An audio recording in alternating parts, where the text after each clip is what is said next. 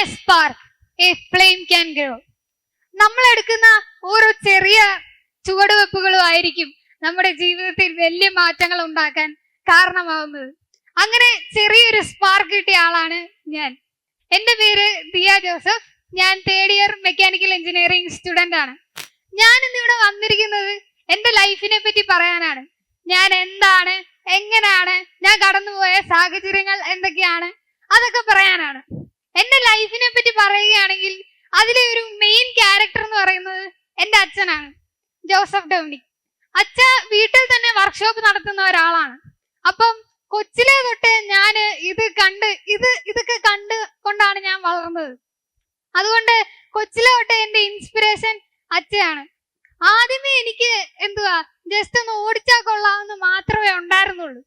പിന്നെ ഞാൻ ഇതിനെപ്പറ്റി കൂടുതലായിട്ട് അങ്ങ് ചിന്തിച്ചപ്പോഴാണ്, നമ്മളിപ്പോ ഒറ്റയ്ക്ക് വണ്ടിയൊക്കെ എടുത്തുകൊണ്ട് പോവുകയാണെങ്കിൽ വണ്ടി നമുക്ക് എവിടെയെങ്കിലും ഒക്കെ വെച്ച് പണി തന്നാൽ ആരും സഹായിക്കാനില്ലാത്ത സാഹചര്യമാണെങ്കിൽ എന്തോ ചെയ്യും, നമ്മൾ തന്നെ റിപ്പയർ ചെയ്തെടുക്കാൻ എന്നെ കൊണ്ട് സാധിക്കണം എന്നൊരു ചിന്തയാണ് പണിക്ക് കയറണം എന്നുള്ളൊരു മോട്ടിവേഷനായിട്ട് ആദ്യമേ വന്നത്.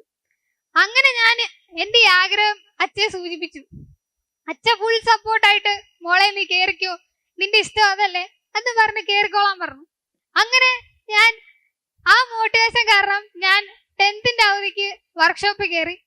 അപ്പൊ ആദ്യമേ തന്നെ എന്നെ പഠിപ്പിച്ച കാര്യങ്ങൾ എന്തൊക്കെയാന്ന് പറഞ്ഞാൽ, കംപ്ലൈൻറ്റ്സ് എഴുതാൻ പഠിപ്പിച്ചു, കസ്റ്റമേഴ്സുമായിട്ട് ഇന്ററാക്ട് ചെയ്യുന്ന എങ്ങനെയാണെന്ന് പഠിപ്പിച്ചു. ഇതൊക്കെയാണ് ആദ്യമായിട്ട് എന്നെ പഠിപ്പിച്ച കാര്യങ്ങൾ.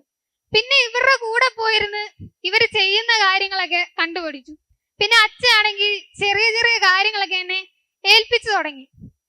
അപ്പം ഞാനത് ചെയ്യുന്ന കണ്ടപ്പം അച്ഛയ്ക്ക് ഒരു വിശ്വാസമായി, ഞാനിത് ചെയ്യും, അപ്പൊ കുറച്ചുകൂടെ പണികൾ ഏൽപ്പിക്കാം.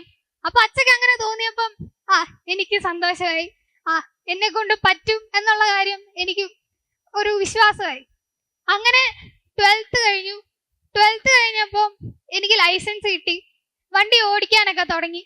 അപ്പം എൻ്റെ ആദ്യത്തെ ഒരു ഡ്രീം ഞാൻ അച്ചീവ് ചെയ്തു, വണ്ടി ഓടിക്കുക എന്നുള്ളത്, അതും ബുള്ളറ്റ് ഓടിക്കുക എന്നുള്ളത് ഞാൻ അച്ചീവ് ചെയ്തു. ഇങ്ങനെ പോകുന്ന സമയത്താണ്, കോവിഡിന്റെ ടൈമിലാണ് ഞാൻ മുഴുവനായിട്ടും എൻ്റെ സമയം വർക്ക്ഷോപ്പിൽ ചെലവഴിച്ചത്. അപ്പം ആ സമയത്താണ് ഞാൻ ജനറൽ സർവീസും ഓയിൽ ചേഞ്ചും അങ്ങനത്തെ കാര്യങ്ങളൊക്കെ മെയിൻ ആയിട്ട് പഠിച്ചത് ഈ സമയത്താണ്. ഇങ്ങനെ നമ്മൾ പൊക്കോണ്ടിരിക്കുമ്പോഴാണ് ഞങ്ങളുടെ വീട്ടിലേക്ക് ഒരു റിപ്പോർട്ടർ ചേട്ടൻ വന്നത്. ആ ചേട്ടൻ വണ്ടി സർവീസ് ചെയ്യാനാണ് വന്നത്. അതായിരുന്നു എൻ്റെ ലൈഫിലെ ടേണിംഗ് പോയിന്റ്. ആ ചേട്ടൻ സർവീസ് ചെയ്യാനായിട്ട് വന്നു. ഞാനാണ് ആ ചേട്ടന്റെ വണ്ടി സർവീസ് ചെയ്ത് കൊടുത്തത്. അപ്പോഴത്തേക്കും ഞാൻ ഇങ്ങനെ സർവീസ് ചെയ്യുന്നത് ആ ചേട്ടൻ കണ്ടപ്പോഴത്തേക്കും ആ ചേട്ടൻ ഞെട്ടി. ഇത്രയും കൊച്ചു കുഞ്ഞ്, എന്നെ ഇപ്പോഴും കണ്ടാലും വലിയ സൈസ് ഒന്നും പറയത്തില്ലല്ലോ. അപ്പോഴത്തേക്കും ആ ചേട്ടൻ ഞെട്ടി. ഇങ്ങനെ ഇത്രയും ചെറിയ പെൺകുട്ടി ആ ചേട്ടന്റെ വണ്ടി സർവീസ് ചെയ്യുന്നു അങ്ങനെയൊക്കെ പറയുന്ന കണ്ടപ്പോഴത്തേക്കും ആ ചേട്ടൻ ഞെട്ടി. അപ്പം അച്ഛയോട് ചോദിച്ചു, ഒരു ഫോട്ടോ എടുത്തോട്ടെ എന്ന് ചോദിച്ചു, അനുവാദം ചോദിച്ചു. അപ്പൊ അച്ഛ സമ്മതിച്ചു. അടുത്ത ദിവസം നോക്കിയപ്പോഴത്തേക്കും പത്രത്തിൽ ആണ്ട് ചെറിയൊരു വാർത്തയായിട്ട് വന്നിട്ടുണ്ട്. അപ്പം അത് കണ്ടപ്പോഴത്തേക്കും വീട്ടുകാർക്ക് സന്തോഷമായി, അച്ഛനും അമ്മയ്ക്കും ഭയങ്കര അഭിമാനമായി.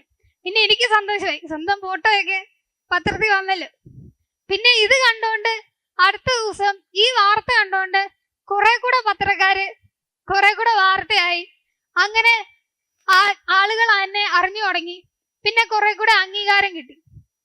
പിന്നെ കോളേജിൽ കയറേണ്ട സമയമായി. കോളേജിൽ കയറേണ്ട സമയമായപ്പോഴത്തേക്കും ഞാൻ കോളേജിൽ ചെല്ലുമ്പോഴാണ് ഞാൻ അറിയുന്നത് എൻ്റെ ക്ലാസ്സിൽ ഞാൻ മാത്രമേ ഉള്ളൂ ഒരു പെങ്കൊച്ചായിട്ടുള്ളൂ എന്നുള്ളത്.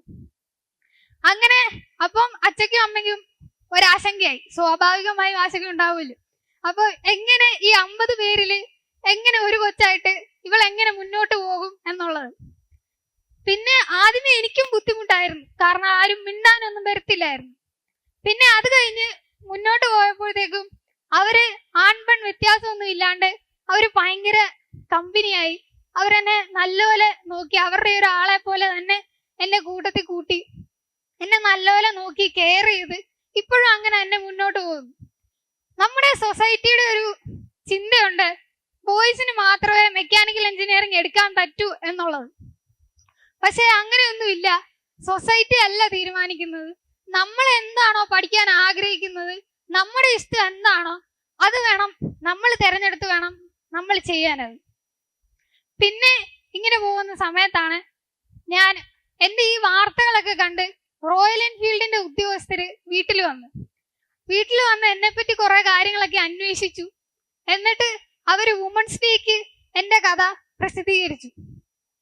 അങ്ങനെ എന്നിട്ട് ആ കൂടെ എന്നെ ചെന്നൈ പ്ലാന്റിലേക്ക് ക്ഷണിക്കുകയും ചെയ്തു. അതെന്റെ അടുത്ത വലിയ സ്വപ്ന സാക്ഷാത്കാരമായിരുന്നു. എനിക്ക് ചെറുപ്പം മുതലുള്ള വലിയൊരു ആഗ്രഹമായിരുന്നു ചെന്നൈ പ്ലാന്റിൽ പോണം, അവിടെ എന്താ നടക്കുന്നത്, എങ്ങനെയാണ് ഇത് മാനുഫാക്ചർ ചെയ്യുന്നത് എന്നുള്ളതൊക്കെ കാണണം, അത് കണ്ടു പഠിക്കണം എന്നുള്ളതൊക്കെ എനിക്ക് ഭയങ്കര ഒരു ആഗ്രഹമായിരുന്നു. അപ്പൊ ഇവരിങ്ങനെ എന്നെ വിളിച്ചപ്പോഴത്തേക്കും എനിക്ക് ഭയങ്കര വലിയ അവാർഡ് കിട്ടിയ ഒരു ഭയങ്കര സന്തോഷമായിരുന്നു എനിക്ക്. അങ്ങനെ എന്റെ അടുത്ത ഗോൾ ഞാൻ അച്ചീവ് ചെയ്തു എന്നുള്ളൊരു വലിയൊരു അഭിമാനം എനിക്ക് തോന്നി.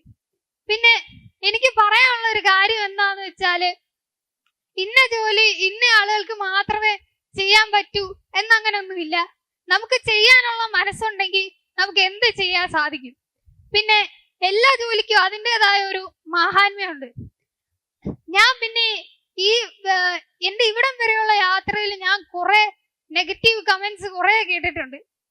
നീ മെലിഞ്ഞതല്ലേ, നിന്നെ കൊണ്ട് ഇത് ചെയ്യാൻ പറ്റുമോ, നിന്റെ കയ്യിൽ കൈ പറ്റത്തില്ലേ, എനിക്കിതൊക്കെ എന്തിന്റെ കേടാ, തിരിക്ക് ഈ സമയത്ത് പഠിച്ചാ പോരെ, ബുള്ളറ്റ് താങ്ങുവോ എന്നൊക്കെ കുറെ പേര് പറഞ്ഞിട്ടുണ്ട്. അപ്പം നമുക്ക് ഇവരുടെയൊക്കെ വായടപ്പിക്കാൻ സാധിക്കുന്നത് എങ്ങനെയാന്ന് പറഞ്ഞാല്, നമ്മളെ കൊണ്ട് ചെയ്യാൻ പറ്റും എന്ന് നമ്മൾ കാണിച്ചു കൊടുത്താലേ അവര് വായടക്കത്തുള്ളൂ. അതിന്റെ കൂടെ തന്നെ എനിക്ക് കുറെ പോസിറ്റീവ് കമന്റ്സ് വന്നിട്ടുണ്ട്. മോളെ ഇത് നല്ലതാണ്, മോളെ ഇത് ഈ കാലത്ത് പെൺകുട്ടികളൊന്നും ഈ രംഗത്ത് ഇറങ്ങാറില്ല എന്നൊക്കെ പറഞ്ഞ് കുറെ പോസിറ്റീവ് കമന്റ്സും വന്നിട്ടുണ്ട്. മോളെ ഈ കാലത്ത് ഈ ഒരു സൈഡിൽ ഒരു കൈത്തൊഴിൽ അറിഞ്ഞിരിക്കുന്നതും നല്ലതാണ് എന്നൊക്കെ പറഞ്ഞ് കുറെ പേര് നല്ല സപ്പോർട്ടായിട്ട് വന്നിട്ടുണ്ട്. അപ്പോഴത്തേക്ക് എനിക്ക് പറയാനുള്ളതെന്ന് പറഞ്ഞാല്, എന്റെ ഒരു ചെറിയ ആഗ്രഹത്തിൽ നിന്ന് ഞാൻ എടുത്ത ചുവടുകളാണ് എന്നെ ഇന്ന് ഈ വേദിയിൽ എത്തിക്കാൻ സഹായിച്ചത്. സോ ഇത് ഗ്രേറ്റ്നെസ് ഫ്രം സ്മോൾ തിങ്സ് ആണെന്ന് ഞാൻ വിശ്വസിക്കുന്നു. പിന്നെ എനിക്ക് പറയാനുള്ളത്, നിങ്ങൾക്ക് സന്തോഷം തരുന്ന കാര്യങ്ങൾ നിങ്ങൾ ചെയ്യുക, അതിനുവേണ്ടി അധ്വാനിക്കുക, അപ്പം അംഗീകാരങ്ങൾ നിങ്ങളെ തേടിയെത്തും. പിന്നെ എനിക്ക് പറയാനുള്ളത്, എന്നെ പോലുള്ള ഇനിയും ആളുകൾ ഇനിയും ഈ മേഖലയിലേക്ക് വരട്ടെ എന്ന് ഞാൻ ആശംസിക്കുന്നു. Thank you.